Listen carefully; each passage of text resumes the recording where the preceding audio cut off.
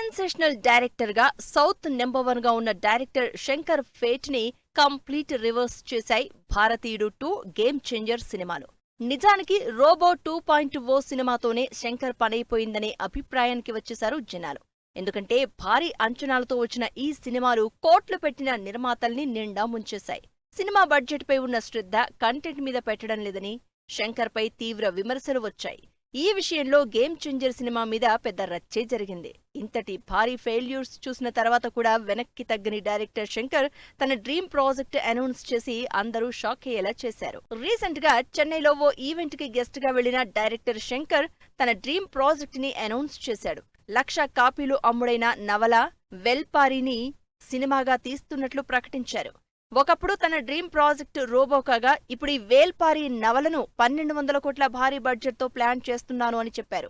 ఈ సినిమాతో game of Thrones, Avatar, Hollywood సినిమాల టెక్నాలజీని ఇంట్రడ్యూస్ చేస్తాను అన్నారు Shankar. India's most expensive project గా తెరకెక్కే ఈ సినిమాని సన్ పిక్చర్స్, నెట్ఫ్లిక్స్ లతో కలిపి ప్రొడ్యూస్ చేసేందుకు ప్లాన్ చేస్తున్నారట Karan Johar. Director Shankar dream project పై నెట్టింట ఓ రేంజ్ లో ట్రోలింగ్ జరుగుతోంది.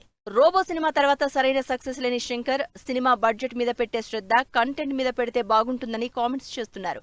రాజమౌళి కంటే ముందే పాన్ ఇండియా సినిమాల్ని ఇంట్రడ్యూస్ చేసిన శంకర్ ఇప్పుడు ఆ విషయంలో తడబడుతున్నాడని అంటున్నారు. తన సినిమాల్లోని సాంగ్స్ కోట్లకు కోట్లు ఖర్చు చేసే శంకర్ ఖాతాలో ఈసారి ఏ నిర్మాత బలి అవుతారో అని సెటైర్స్ వేస్తున్నారు ఆడియన్స్.